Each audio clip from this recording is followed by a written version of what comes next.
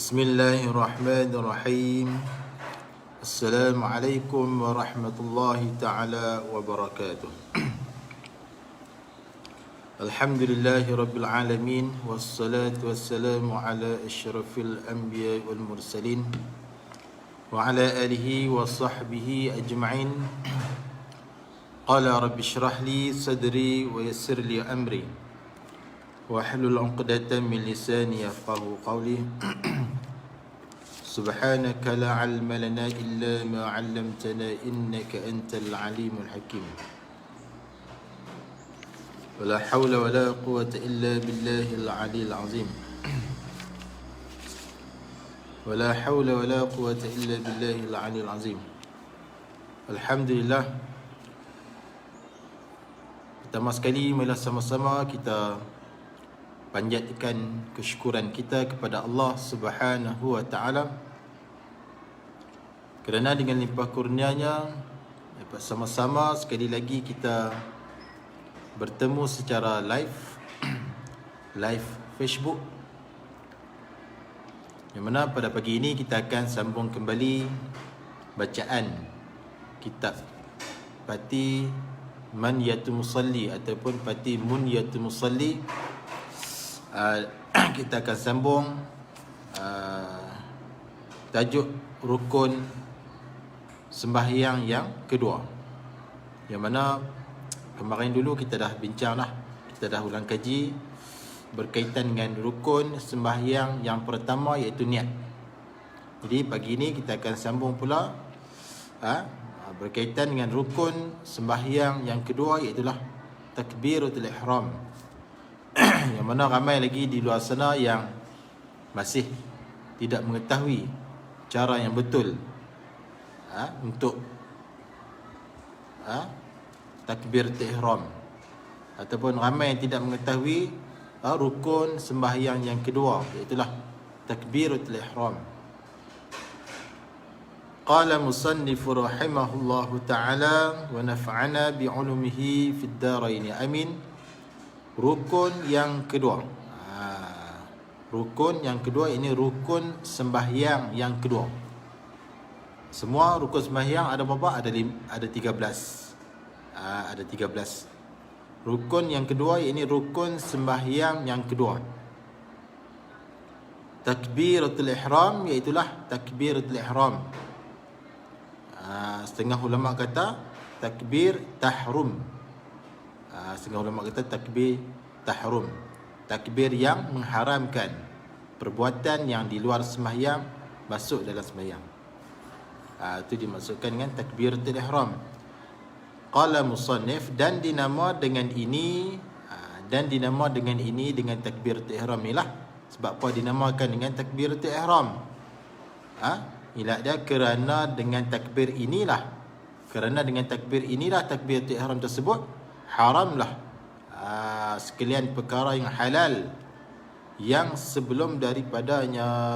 Jadi maknanya apabila kita takbir untuk ihram, maka sekalian perkara yang di luar sembahyang yang halal tidak boleh dilakukan setelah mana kita takbiratul ihram. Kemudian dia nak teranglah yang kata perkara yang halal yang sebelum daripada takbiratul ihram tu, perkara tu apa dia? Daripada perkara yang membatalkan sembahyang. Apa dia perkara yang membatalkan sembahyang? Banyaklah. Antara dia makan, minum, bercakap, bergerak-gerak melebihi 3 kali anggota yang besar, ketawa, dan sebagainya lah. Banyak lagi. Itulah. Jadi apabila kita takbiratul ihram, maka perkara tersebut tidak boleh dilakukan lagi. Apa dia? Makan. Lepas kepada takbir kita tak boleh makan, walaupun sedikit. Contoh dia, sebiji nasi ke, kita makan, tak boleh. Apa lagi? Bercakap, tak boleh. Selepas daripada kita takbiratul ihram, kita tak boleh lagi bercakap. Bercakap walaupun satu huruf yang memberi makna. Ataupun dua huruf, sama ada memberi makna ataupun tidak. Tak boleh bercakap. Kita tak boleh bergerak melebihi 3 kali, menggunakan anggota yang besar dan sebagainya lah. Tak boleh. Tapi sebelum takbir tu kita boleh buat. Kita boleh makan, boleh minum. Yang tu sebelum takbiratul ihram, sebelum.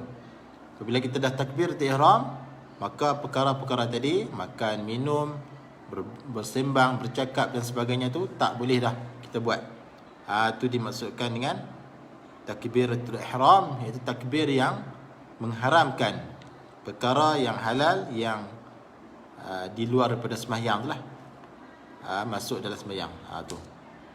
Baik. Qala musannif, dan wajib disertakan niat. Ketika mana takbir tu wajib kita kena sertakan dengan niat tersebut di dalam takbiratul ihram. Apabila kita takbir tu Allahu Akbar, ketika mana takbir tu daripada hamzah a tu sampai last kali ra bar, maka wajib kita hadirkan, wajib kita sertakan dengan niat. Niat ialah dinamakan muqarranah. Disertakan niat dalam takbir itu dinamakan muqarranah. Muqarranah sembahyang. Muqarranah sembahyang. Qala musannaf, dan muqarranah ini 3. Yang kata muqarranah ni dia ada 3 lah, yang disertakan dalam takbir tu ada 3. Pertama dinamakan muqarranah kamali. Yang pertama dinamakan muqarranah kamali, muqarranah yang sempurna. Macam mana yang dimaksudkan dengan muqarranah kamali? Iaitu menghadir di hatinya seseorang niat tersebut, dari alif pada Allah tu, habisnya dalam ra akbar. Maknanya dia kena hadirkan niat di hati dia tu. Ketika mana dia sebut nak sebut Allah tu, tu dia kena hadirkan sehinggalah ra pada bar.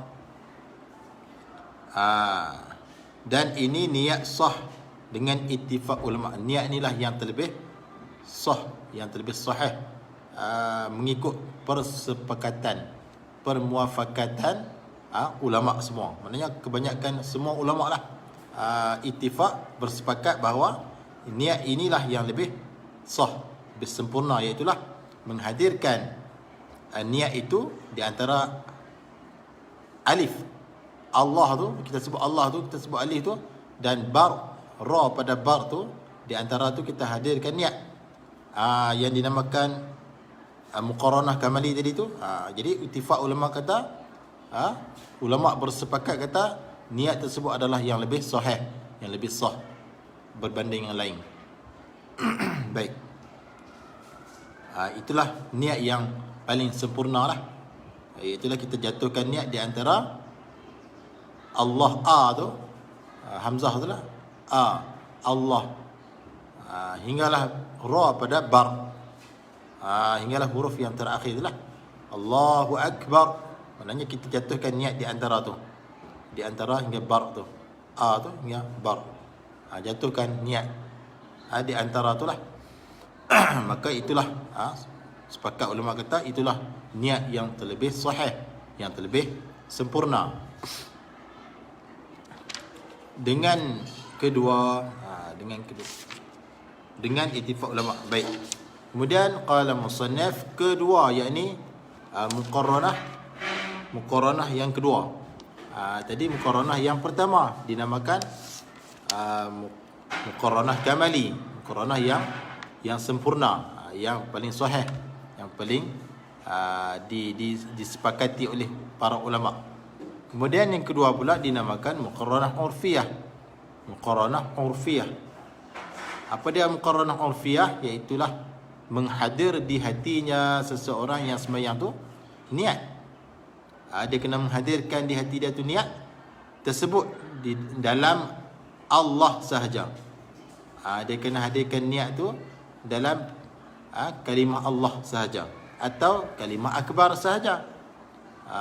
Kita sebut Allahu Akbar, tapi muqaranah yang kedua ni kita hadirkan niat dalam perkataan Allah tu sahaja ataupun perkataan akbar sahaja, atau dalam mana-mana huruf yang tertentu dalam Allah tu, Allahu Akbar tu, ataupun dalam Allahu Akbar tu dia datangkan niat tu dalam mana-mana huruf yang dalam tu lah, antara Allahu Akbar tu dia datangkan niat tu, dia hadirkan niat tu dalam mana-mana huruf di antara Allahu Akbar tu, ataupun dia datangkan niat tu pada perkataan Allah tu sahaja ataupun pada perkataan akbar sahaja, ataupun datangkan pada mana-mana huruf di antara Allahu Akbar dengan tidak tentu pada satu hurufnya, dengan tak tentulah pada satu-satu huruf tu, tak kiralah huruf mana pun, sama ada huruf lam, ha, kaf, ba dan sebagainya, tak tentulah huruf mana. Maka ini di sisi orang awam ramai sah niatnya. Jadi niat macam ni yang dikatakan muqarranah urfiyah ini adalah sah di sisi orang awam macam kita lah. Di sisi orang awam, di sisi orang awam macam kita ni dikatakan sah niat tersebut. Niat macam tu dikira sah di sisi orang awam macam kita. Di sisi orang awam macam kita ni sah lah, menjatuhkan niat pada kalimah Allah sahaja ataupun pada kalimah akbar sahaja, ataupun jatuhkan niat sembahyang itu pada mana-mana huruf di antara Allahu Akbar tu, mana-mana huruf, sama ada lam, ha, kaf, hamzah, ba, ra, tak kiralah huruf mana, tak tentulah, dengan tidak tentu pada mana-mana huruf. Jadi niat macam ni dikira sah bagi orang awam. Bagi orang awam macam kita lah. Tu baik. Tu dipanggil muqarranah urfiyah. Kemudian qala musannaf, ketiga muqarranah tauzi'iyah. Muqarranah tauzi'iyah. Yang pertama tadi muqarranah kamali. Yang kedua muqarranah urfiyah. Yang ketiga muqarranah tauzi'iyah. Baik. Apakah yang dimaksudkan dengan muqarranah tauzi'iyah? Di sini dia kata apa ni? Menghincir apa ni? Iaitu menghincirkan niat. Iaitu yang kita menghincirkan niat tu macam mana? Qasad di dalam qasad, iaitu menyahajakan sembahyang tu di dalam alif lam lam sahaja. Tu. Pada kalimah Allah tu kan dia ada alif lam lam ha tu. Jadi kita kena qasadkan niat sahaja aku sembahyang tu pada huruf alif lam lam sahaja. Kemudian qasad, kemudian ta'arud pula. Contohnya kita sembahyang apa? Sembahyang zuhur. Usalli tu dalam kalimah Allah tu alif lam lam sahaja, ha tu bukan. Alif lam pada kalimah Allah tu dia ada alif lam lam ha kan. Jadi qasad sembahyang tu di dalam alif lam lam sahaja. Kemudian ta'arud pula, aku sembahyang fardu apa? Fardu kan. Fardu tu ta'arud dalam ha tu, ha pada Allah tu. Alif lam lam ha tu qasad, ha tu ta'arud iaitu fardu. Kemudian ta'yun, tentu fardu apa? Fardu zuhur kan, zuhur kita katakan, contoh zuhur. Ta'yun tu di dalam kataan akbar. Sekali lagi, qasad pada alif lam lam sahaja. Sahaja aku sembahyang tu lah. Sahaja aku sembahyang tu di dalam alif lam lam sahaja pada perkataan Allah tu. Kemudian ta'arud fardu pada ha tu, ha pada Allah tu. Manakala ta'yun tentukan fardu apa? Contohnya fardu zuhur. Zuhur itu niat dia tu jatuh pada kalimah akbar. Dan muqarranah ini dia kata qala musannaf, dan muqarranah ini, muqarranah yang saya sebut tadi tu tidak sah pada niat. Tidak sah pada niat dengan ittifaq ulama. Kalau kita niat macam ni, ulama kata, sepakat ulama kata tidak sah. Sepakat ulama kata tidak sah apabila kita menjatuhkan niat macam ni. Macam mana? Kita qasad pada alif lam lam dan kita ta'arud pada ha pada Allah tu, pada kalimah Allah tu, dan kita ta'yin pada kalimah akbar. Niat macam ni sepakat ulama kata tidak sah. Yang sahnya muqarranah kamali ataupun muqarranah urfiyah. Jadi muqarranah urfiyah ni dia sah di sisi orang awam macam kita ni, sah. Iaitu menjatuhkan niat pada kalimah Allah sahaja pun boleh, pada kalimah akbar sahaja pun boleh, ataupun mana-mana huruf di antara Allahu Akbar tu sah di sisi orang awam macam kita. Manakala niat yang paling sempurna, yang paling sah dan disepakati oleh para ulama, iaitulah menjatuhkan niat di antara A pada Allah hingga bar, hingga ra pada bar. Di antara tu, jatuhkan niat di antara tu, itu adalah muqarranah kamali, niat yang paling sahih, yang paling sah, yang paling betul dan disepakati oleh para ulama.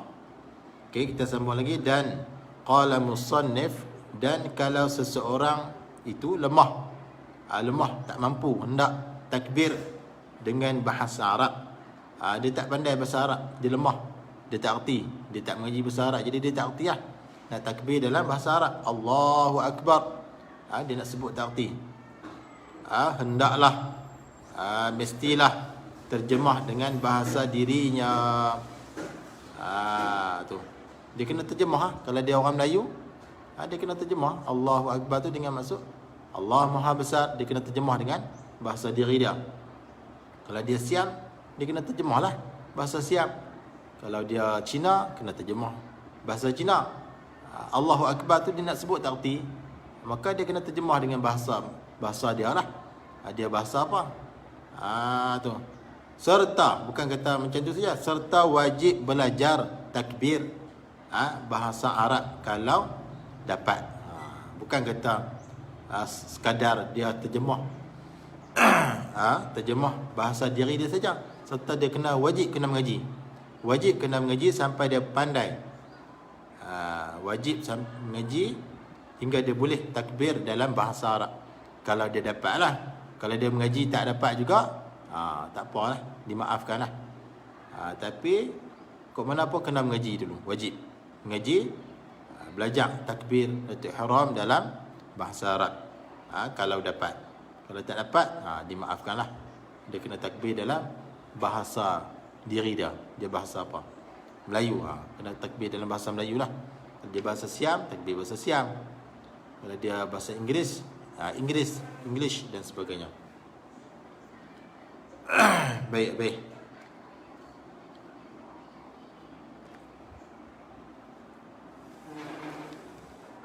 Qala musannif rahimahullahu ta'ala,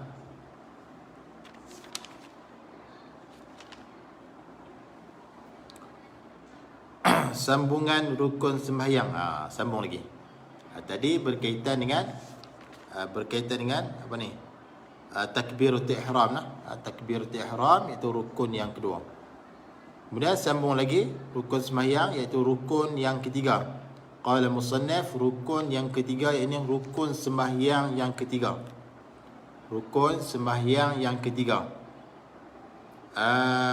itulah qiyam. Rukun sembahyang yang ketiga ialah qiyam.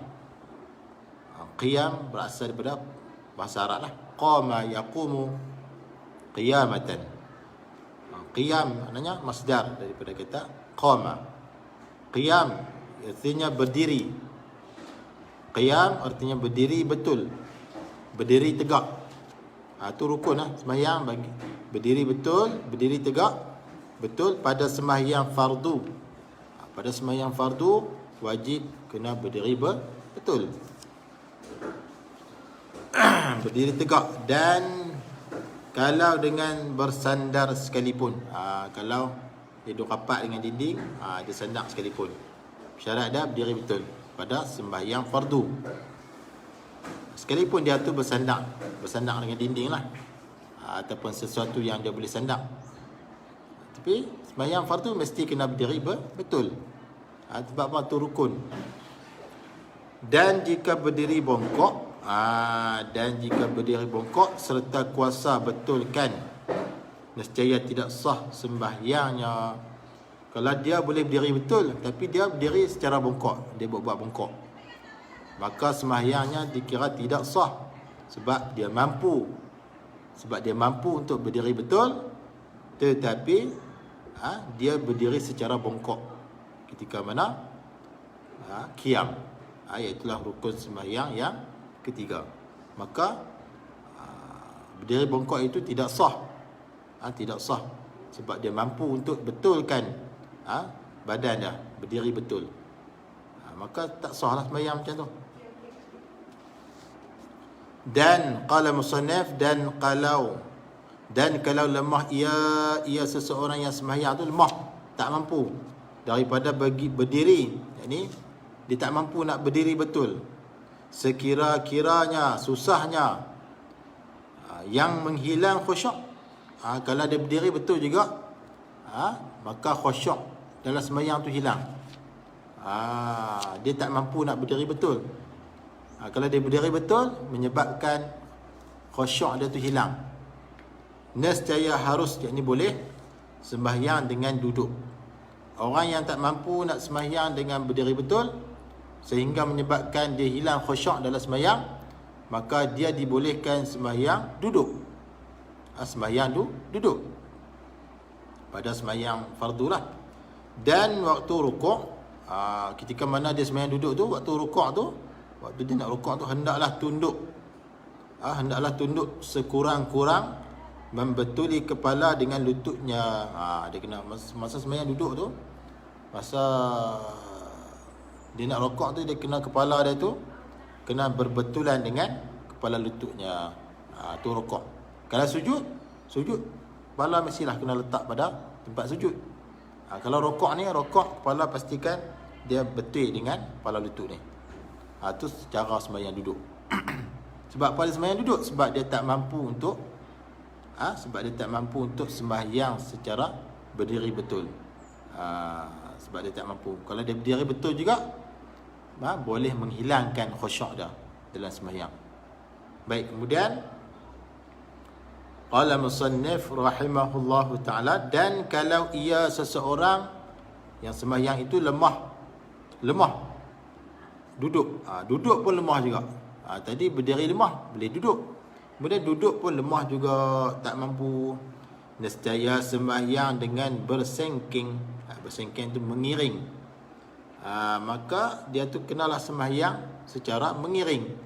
Sebab duduk pun tak boleh, lemah. Maka dia dibolehkan sembahyang bersengking, yakni mengiring. Mengiring lah. Mengiring sebelah tu. Mengiring. Bersengking, yakni mengiring di atas lambungnya yang kanan. Ni lambung kanan lah. Dia kena tidur macam mana, mengiring macam tu lah. Lambung kanan ni menghadap dada ke kiblat. Dada tu kena hadap ke kiblat. Dan ini iaitu mengiring di atas lambungnya yang kanan, menghadap dada ke kiblat tu afdal, ini lebih baik daripada lambung kiri. Maknanya di antara lambung kanan dan lambung kiri ni, afdal dia lambung kanan dululah. Yang ni bagi orang yang, kes ni bagi orang yang tak mampu nak sembahyang duduk, lemah. Nak sembahyang duduk pun tak boleh, maka dibolehkan sembahyang mengiring. Iaitulah mengiring di atas lambungnya yang kanan ini lebih afdal, lebih banyak pahala daripada sembahyang mengiring di atas lambung yang kiri. Yang kanan ni lebih afdal. Jadi dah tak boleh duduk, lemah, maka sembahyanglah secara mengiring di atas lambung yang kanan, dengan syarat dada menghadap kiblat. Dada ni menghadap ke kiblat. Qala musannifu rahimahullahu ta'ala, dan kalau ia seseorang yang sembahyang itu lemah, sembahyang bersengking, lemah daripada sembahyang mengiring di atas lambung tadi tu, lambung kanan tu, hendaklah sembahyang melentang. Kalau nak sembahyang secara mengiring di atas lambung yang kanan pun lemah, maka dibolehkan dia sembahyang secara melentang macam kita tidur tu lah, melentang. serta meninggikan kepala. Mayang dia kena hadap ke kiblat, kaki dia. Kemudian dia tidak melentang. Kemudian bahagian kepala dia tu ditinggikan. Bahagian kepala dia tu kena tinggikan. Dan dada. Kepala dan dada tu hendaklah ditinggikan sedikit dengan dilapik. Kena lapik sesuatu lah. Umpama bantal lah. Bantal. Yang ni kalau katil biasa lah. Kalau macam di hospital tu dia boleh adjust dia punya katil kan. Bagi bahagian belakang dia bagi tinggi sikit.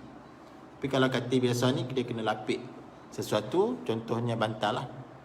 Dia kena pastikan kepala dengan dada dia tu kena tinggi sikit. Yang ni bagi orang yang tak boleh nak sembahyang miring di atas lambung, maka dia dibolehkan sembahyang secara melentang. Itulah kaki kena menghadap ke kiblat. Dia semua tu kena hadap ke kiblat. Kemudian masa dia tidur tu dia kena lapik sikit sesuatu di belakang ni. Umpama dia bantal, dia kena bagi tinggi sikit dia punya kepala dan juga dada dah. Sebab apa yang kata kepala dan dada tu kena lapik dengan sesuatu seperti bantal, supaya keduanya iaitu kepala dan dada tu berhadap ke kiblat. Supaya dada dengan kepala tu kena hadap ke kiblat. Tu cara nak sembahyang melentang. Okey, kemudian qala musannif rahimahullahu taala, dan waktu dua ini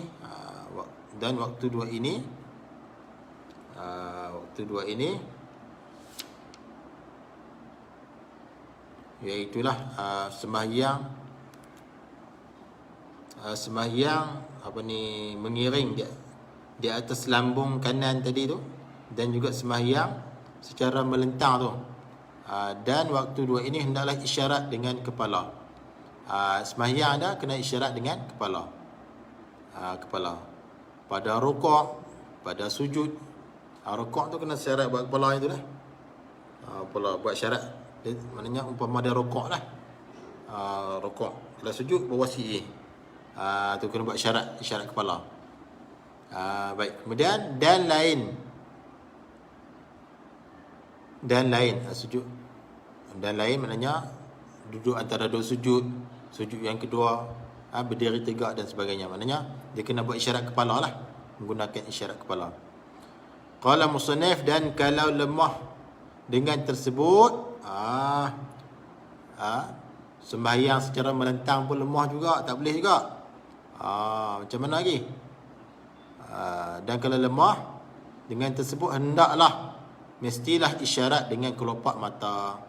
Maknanya kalau sembahyang melentang pun tak boleh juga, dia kena sembahyang menggunakan isyarat kelopak mata ni. Pada rukuk, kalau rukuk ada kena kelik tu. Rukuk betul bacalah, baca rukuk. Sujud pun kena isyarat mata juga, kelopak mata. Dan lainnya, dan perbuatan sembahyang yang lain lah kena isyarat dengan mata dah. Sebab apa? Sebab nak sembahyang melentang pun tak boleh. Kena buat isyarat dengan mata. Dan kalau lemah juga, nak kelopak mata pun tak boleh juga. Lemah sangat ni, sakit yang sangat-sangat ni, sehingga kan nak menggerakkan kelopak mata pun tak boleh ni. Nak sembahyang menggunakan kelopak mata pun tak boleh ni. Kalau lemah juga, nescaya wajib sembahyang dengan ingat di hatinya rupa sembahyang. Tu last sekali lah. Anu tak boleh, ni tak boleh. Yang last sekali, kena sembahyang ingat dalam hati rupa sembahyang tu. Ingat dalam hati. Maknanya di sini dan abang apa kata sembahyang tu wajib. Wajib kita kena sembahyang walau bagaimana cara sekalipun. Baik. Qala musannif, dan tidak boleh tinggal sembahyang sekali-kali. Tak boleh tinggal. Sembahyanglah mengikut cara-cara yang dibolehkan. Tak boleh berdiri, duduk.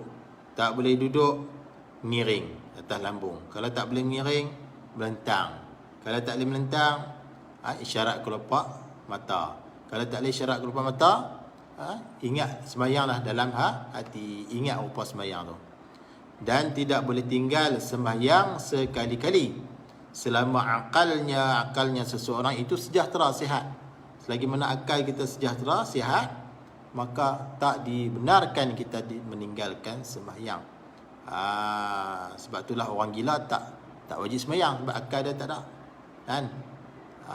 Budak-budak pun tak wajib sembahyang sebab apa? Akal dia tak ada lagi. Otak ada, akal tu. Kan? Orang mabuk, orang gila semua tu tak wajib sembahyang. Dan kalau tinggal juga sembahyang,